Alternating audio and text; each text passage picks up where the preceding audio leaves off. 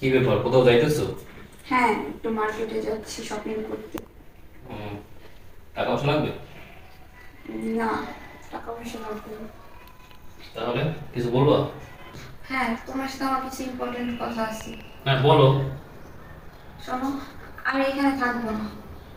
মানে এখানে থাকবে না মানে কোথায় যাও তুমি?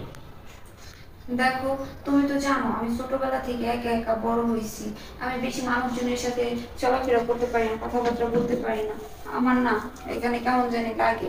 তোমার মা বাবা, তারপর তোমার আত্মীয় স্বজন, এদের সেবা যত্ন করা আমার পক্ষে সম্ভব না। আমার এখানে না দম বন্ধ হয়ে আসে। আমার এখানে একটু ভালো লাগে না। তুমি কি বলতেছো এগুলো? হ্যাঁ, আমি যা বলতেছি একদম ঠিকঠাকই বলতেছি। শোনো না, যদি আমার সাথে তোমার সংসার করার ইচ্ছা থাকে তাহলে তুমি আমার অন্য জায়গায় নিয়ে চলো। দেখো, আলাদা বাসা না।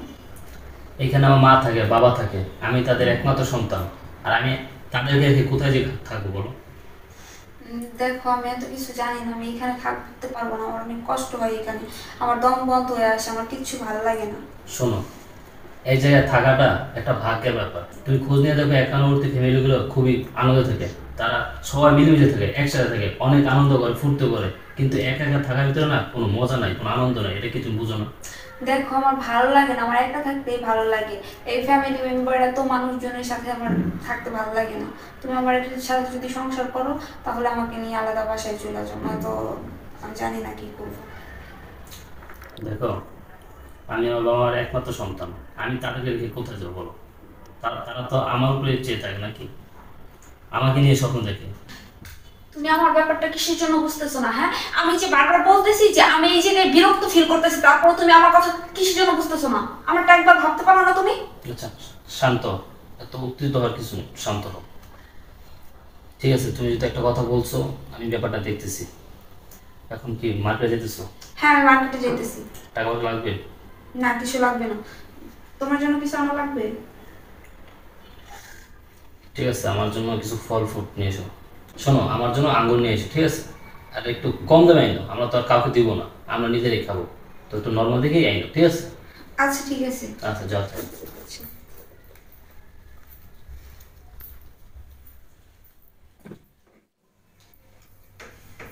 ইয়াবা চলে আসছো? হ্যাঁ, চলে আসছি। তোমার জন্য আঙুর নিয়ে আসছি, বুঝছো? ওই তুমি বলছিলে না কম দামি আঙুর আনতে, ওই জন্য হচ্ছে যে ঝরা আঙুর বলে না, ঝরা আঙুর বলে না, ওগুলো নিয়ে আসছি। আইনা ফ্রিজে রেখে দিছি। তোমার যখন খাইতে ইচ্ছে করবে তুমি আমাকে বইলো, আমি এনে দিব। ও, ঝড়টা আনছো না? হ্যাঁ। ওটা কত টাকা হয়েছে? তোমার হচ্ছে ভালো যেগুলো আঙুর ওগুলো হচ্ছে 350 টাকা কেজি। আর আমি তো ঝরাগুলো আনছি, ওগুলো 200 টাকা কেজি নিছি। ঝরাগুলা মাত্র 200 টাকা? আচ্ছা, তাহলে কি তুমি তোমার উত্তর পাইছো? কিসের উত্তর? না, তুমি না বললা যে আমার মা বাবার সাথে তুমি থাকতে পারবো না, একা থাকবা। তো তুমি উত্তর পাইছো? বুঝলাম না আমি।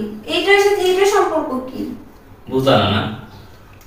দেখো, যখন এক ছড়া আঙ্গুর পুরোটা একসাথে থাকে, তখন কিন্তু সেটার দাম হয় 350 টাকা। আর যখন তুমি ঝড়টা আনছো, একটা একটা করে যেগুলো ঝরা, ওটার দাম হয় মাত্র 200 টাকা। কোথায় 350 টাকা, কোথায় 200 টাকা।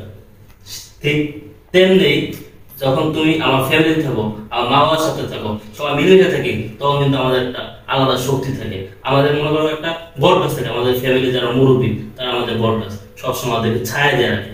আর যখন তুমি আলাদা হয়ে যাবা, তখন কিন্তু ওই ঝরা আঙুলের মধ্যে হবো। তখন কি জানো, ওটার দাম একবার কমে যায়, তখন আমাদের দামও পুরোপুরি কমে যাবে। বুঝতে পারছো ব্যাপারটা? বুঝতে পারছি। আর বুঝাইতে হবে না। আসলে আমি ভুল করে ফেলছি, তোমার এই কথাটা বললাম। তোমার সাথে আমার এগুলো বলা ঠিক হয় নাই। আসলে তুমি আমার মাফ করে দিও। আমরা যে সত্যি আমরা যে একসাথে রয়েছি, এখন খুব ভালো আছি। যখন আমরা একা একা থাকবো তখন অন্যরকম হয়ে যাবো। যাই হোক, তুমি আমার মাফ করে দিও। না, ঠিক আছে, তুমি যেহেতু তোমার ভুল বুঝতে পারছো। দেখো, যখন আমরা সবাই মিলে একসাথে থাকি, তখন কিন্তু বাইরে থেকে কেউ একটা কথা বলার সাহস হয় না। আর যখন আমরা সিঙ্গেল থাকবো আলাদা, তখন যে যা খুশি বলবে, তখন আমাদের উপরে কিন্তু কোনো ছায়া থাকবে না, কোনো বরদাস্ত থাকবে না। অতএব আমি বুঝতে পারছি যে তুমি তোমার ভুল বুঝতে পারছো, সেজন্য আমি খুশি। ঠিক আছে?